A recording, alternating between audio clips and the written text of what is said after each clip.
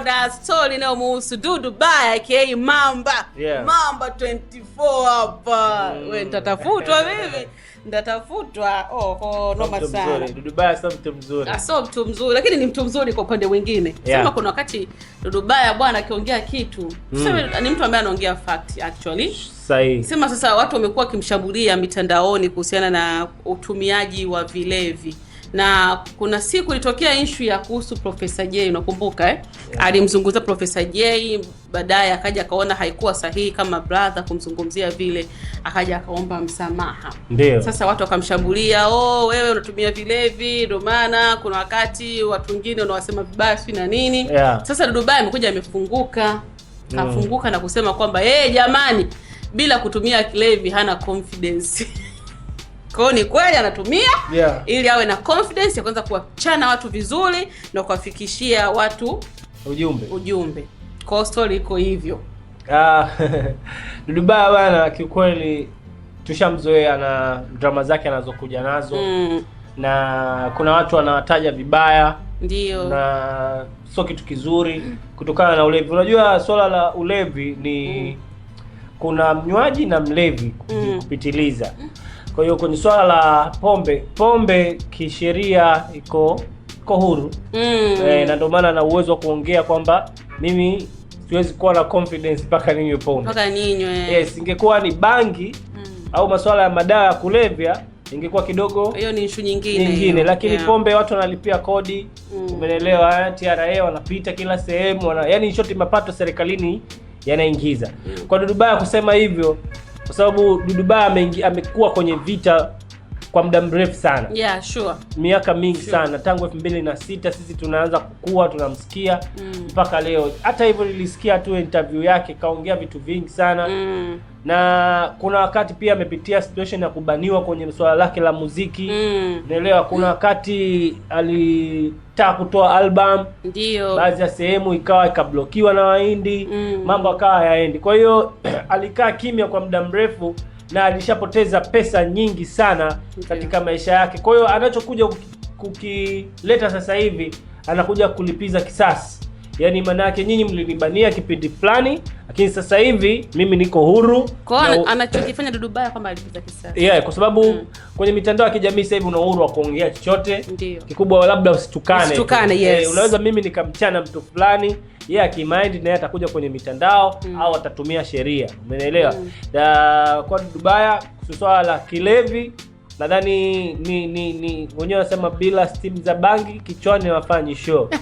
Wengine bila pombe kichwani hawachani watu. Kwa hiyo Dudu Baya kwenye swala hilo mimi nadhani tu ni vibe lake na vibe zake mwenyewe, lakini swala la kuachana watu ni kawaida yake. Kwa kila mtu anaona kama mimi hapa bila pata supu na mandazi matano mwanangu mimi kipindi sifanyi. Kwa kila mtu na steam yake. Supu na mandazi matano. Lakini pia wasanii wengine kama wamekuwa wakitengeneza mabifu na kumchukia Dudu Baya kwa sababu tu kuna wakati unajua Dudu Baya ni mtu ambaye kwenye industry kwa muda mrefu. Kwa hiyo ni mtu ambaye anafahamu stories za watu wengi. Yaani wale ambao walikuwa nao kwenye kipindi chao na wale ambao wanakuja sasa hivi stories zao wanazo kibao. Anaelewa mtu fulani ni mzuri ni mbaya hivi. Kwa hiyo kuna wakati pia yeye kama brother huenda pia akawa anaongea sio kwamba eti anaongea kumdhalilisha mtu ili kuwekana sawa. Lakini mtu akaona hapana huyu kanidhalilisha, huyu ananisemea hivi, watu wanamchukia Dudu Baya. Afu yeye hajali wala nini. Dudu Baya sio mtu wa kujali kwa sababu mimi naendelea kusema kuna juzi jana nadhani kuna heshima ya miaka 30 ya Bongo Flava. Na yeye alikuwa ni miongoni mwa wasanii ambao wapo kwenye orodha ya wasanii ambao watakaye perform kwenye show hiyo ni Mlimani City hapo. Umeelewa? Kwa hiyo Dudu Baya kwenye hiyo show alibaniwa pia. Kuna watu yani kuna wakati fulani ulikuwa unaona kwamba watu wanamsema vibaya kwamba Basata inasemekana kwamba hatakiwi kuperform, hatakiwi kufanya nini, lakini umeona yote anakwambia haya yote yanatokea kwa sababu ni vita ambayo mimi natengenezewa muda mrefu. Umeelewa? Kwa hiyo Dudu Baya kwa muda huu mimi nadhani aonyeshe kile kitu ambacho yuko nacho. Umeelewa vizuri? Kwenye swala la ulevi, swala la maisha yake, hayo ni maisha yake. Lakini kwenye swala la beef tofauti tumezungumza, beef lazima awe nazo kwa sababu kuna watu wanamgusa. Amemgusa Mchaga OG, umeelewa? Kwenye swala fulani, umeona anasema 1 2 3 na nakwambia kila media, yeye ana watu wake, anapata hizo taarifa. Okay. Kwa hiyo yeye kuna wakati fulani maisha yake sasa hivi ategemei tena media, kwa sababu ameshakuwa mkongwe kwa muda mrefu, na yeye anaweza kuongea kitu chochote anachokitaka. Na anasema kwenye hiyo show ya miaka 30 yeye angekuwa kuna baadhi ya watu wapo mchele yeye asingekuwepo. Umenielewa? Na kuna wali tena huko. Kuna mambo mengi. Sio, umenielewa? Lakini pia niwapongeze, nimesikia, nimepata taarifa kwamba timu ya miaka 30 ya Bongo Flava wameenda gerezani.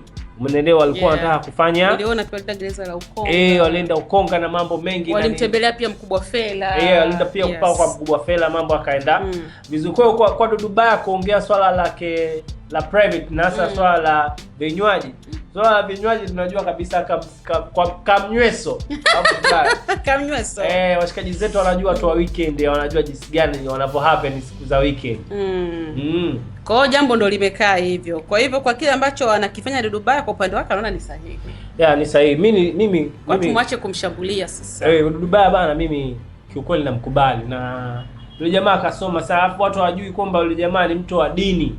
Alafu anajitambua vizuri sana, yani is smart, is very clear, na huwa anachokiongea huwa ni fact kama ulivyosema. Anaongea vitu fact, watu wakawa muelewi. Na ukiona mtu anamgusa au Dudu Baya anamgusa mtu yoyote maarufu, ujue amgusi kwa bahati mbaya. Anamgusa kwa makusudi, anamjua na anajua kweli labda kama huyo mtu alikosea au hakukosea, lakini yeye kaamua kumgusa kwa sababu 1, 2, 3. Wewe hapo Sami huwezi kumdadavua mtu ambaye umjui. Sure. Yani lazima mpaka wanasemaga mchawi atoki mbali. Mchawi ni mtu ambaye anakujua. Kwa sababu mimi Chingwe sijui ubini wako na kulogaje mwanangu. Udui? Sijui ubini wako na kulogaje. Najua tu ni Osman Maalim umemaliza. Sure. Sijui mamako anaitwa nani au sijui ubini wako nani na kulogaje. Kwa hiyo tunamboga mchawi ni yule mtu ambaye anakujua vizuri kabisa. Yeye kasa anajua huyu nguo yake ndani anaweka sehemu fulani, nikaichukue. Huyu kwao chimbuko lake ni sehemu fulani, nikafanya hiki na hiki. Kwa hivyo hata kwa Dudu Baya story ambazo anakuwa anaziongea kuhusu wasanii sio kwamba eti anatunga ama sio amefanya nini, ni mtu ambaye anawajua watu. Kwa hiyo kuna zile fact, na watu baadhi wamekuwa kimsifia, kuna wakati pia anaongea vitu ambavyo fact, yani vitu ambavyo vinagusa watu. Hata juzi aliongea pia, alisema kwamba kuna watoto mchele wengi sana. Umeelewa? Mchele, yani hapo lazima ufiche ukali wa maneno. Mchele. Watoto mchele au hujasikia nyinyi watoto wa mchele. Na nini bwana? Wazee wa upatu. Ni wazee wa upatu. Umeelewa? Kwa hiyo aliwazungumzia kwa sababu kuna dunia sasa hivi tunaoenda watu wengi sana ni mchele na hasa watoto wa kiume. Umeelewa? Kwa hiyo alitoa ushauri kwamba tuepuke sana hayo mambo, tamaa. Umeelewa vizuri? Sure. Tuendelee kukaza kwa sababu sasa hivi hata matajiri wenyewe wanapigwa miti. Umeelewa vizuri?